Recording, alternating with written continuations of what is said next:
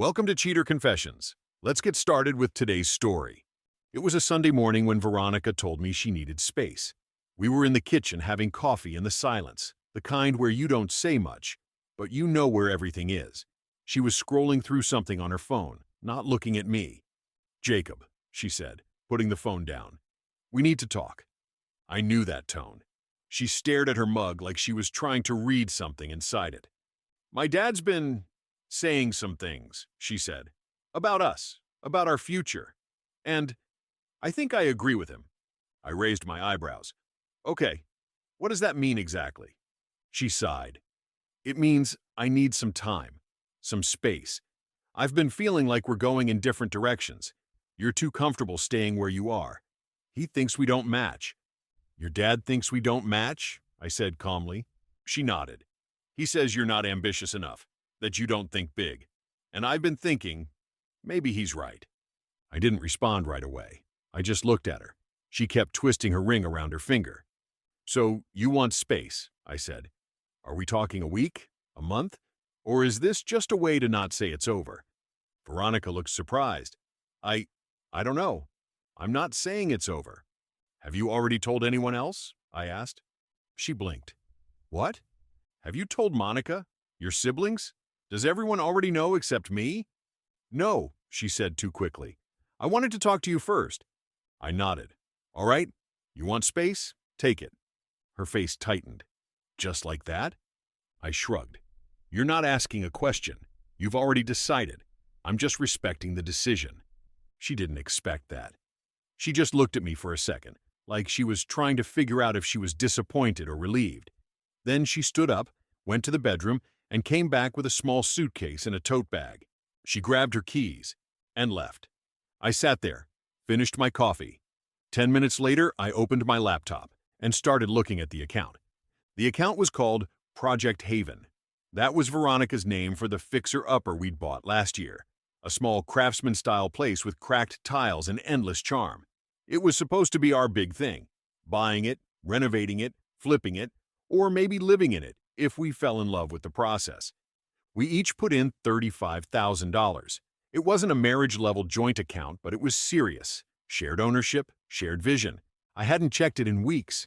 We'd just been making minor withdrawals, paint, new locks, some contractor estimates. But now I scrolled through the statement and something caught my eye right away. $18,200. Withdrawn 3 days before the "we need space" talk. I opened the transaction, labeled as vendor reimbursement. That's not how we labeled anything before. I clicked deeper. It had been transferred to one of her personal accounts. I stared at the screen for a few seconds, not because I didn't understand what I was seeing, but because I understood it too well. Veronica hadn't just pulled back emotionally. She'd already taken her share off the table. I didn't scroll much further, just saw more small charges. Nothing unusual. I figured the $18,000 was the story. I called Lena, our real estate agent, to confirm a suspicion. She told me that Veronica had contacted her earlier that week, saying we were putting the renovations on hold and might not sell the house after all. What struck me wasn't just the update. It was the way Veronica had framed it. She hadn't said we were deciding. She'd made it sound like her decision alone and assumed I'd eventually go along with it. I thanked her, hung up, and opened the banking app again. The account had started with $70,000, $35,000 from each of us. I transferred out my exact half, $35,000, left her with what was hers, minus whatever she'd already moved. I didn't touch a penny more. If she wanted space, she'd get it, and a clean financial break. It took her about 24 hours. I was in the middle of updating a client dashboard when my phone lit up with a text from Veronica. "You drained our future. Is this who you are now?" I didn't reply right away. I finished my task, closed my laptop, and then read the message again, carefully. A few minutes later, she followed up. "That money wasn't just for the house. You know that. We had plans, Jacob." "You canceled the plans. I moved my share out of a project you'd already walked away from," I responded. No response for 10 minutes. Eventually, another message came. "I didn't cancel anything. I just needed space to figure things out. You made this ugly." I stared at the screen, thought about replying again. Then I didn't. Instead, I blocked her number. Not out of spite, but because I could feel the narrative starting to twist. It was no longer about the house or the money. It was going to become about me, my reaction. Later that night, I got an email. "Jacob, I don't know what your game is, but this wasn't how I wanted this to go. You're being cold and transactional, and it's honestly shocking. My dad says you're just proving his point." That line, "proving his point," sat in my chest for a minute like a weight. So that was the real story. This had never been about doubt. This was about positioning. She'd laid the foundation, emotionally and financially, and now she wanted out without cost. The next morning, I opened my email, and there it was, Charles Lane, Veronica's father, in bold at the top of my inbox. The email from Charles was everything I expected: polished, condescending, and full of that quiet menace. "Jacob, I've spoken with Veronica.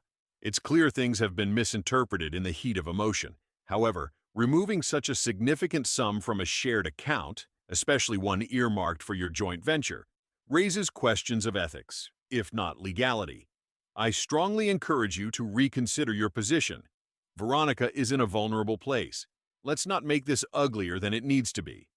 I stared at the words ethics and legality and actually laughed. Then I forwarded the email to James Grant. James had been a close friend since college, now a corporate lawyer with a reputation for being precise, not dramatic.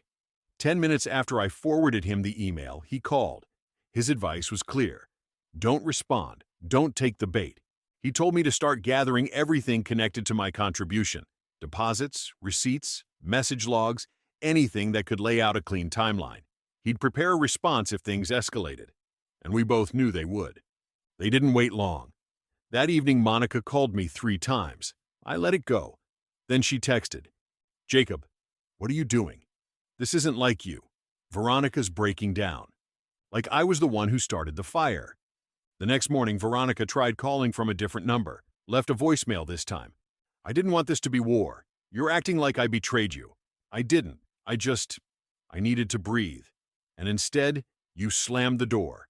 She sounded angry, not heartbroken, just frustration, like a plan that wasn't landing. I didn't respond. Instead, I opened a new folder on my desktop and labeled it Veronica, Paper Trail. I had a feeling I'd need it soon. James came by that Saturday with his laptop. I brought the receipts, printed, highlighted, and sorted. We sat at my dining table, going line by line through every transaction tied to the Project Haven account. An hour in, the real story surfaced. A $3,000 transfer, labeled vaguely as Advance Lease Deposit AL Holdings. Dated exactly 10 days before Veronica sat across from me and asked for space like she was lost. James had already run the name. AL Holdings wasn't a contractor. It was a luxury property management firm in Edgewater. She hadn't needed time to think. She'd needed time to move in. The lease was signed before the conversation even started. The pieces locked into place, one by one. The $18,200 transfer to her personal account. The reconsidering the sale conversation with Lena behind my back. This wasn't confusion. It was choreography. She'd planned the exit and even had a place picked out. All she had to do was take her clean half, and maybe a little extra if I stayed silent, and disappear without consequence. Except I didn't stay silent. I looked at the date again. That was the sting, not heartbreak, not betrayal, but clarity. The space she asked for wasn't between us. It was between who she used to be and who she thought she could become without paying the cost. She hadn't expected me to pull out my share. That move disrupted the whole layout. Her escape was interrupted. Whatever leverage she thought she had was gone the second the account was balanced and clean. It was clear now. She already had a new address, a new plan, probably backed by her father. The whole space to think line was just a script. I wasn't angry anymore, just finished. On Sunday morning, I drove past the building at Edgewater. It was glassy, sleek, not a speck of charm. I didn't go inside, just confirmed it was real. By Tuesday, a letter from her lawyer arrived in my inbox. The letter was 4 pages long. Our client, Veronica Lane, asserts that Jacob Miller's unilateral removal of joint funds constitutes financial misconduct.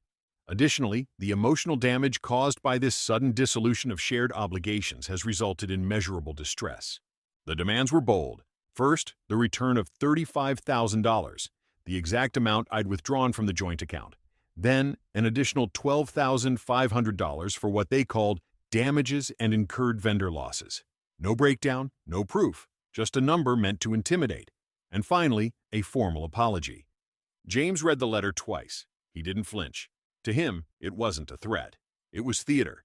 He saw it for what it was, a bluff wrapped in legal language, hoping I'd panic, pay up, and make it all go away.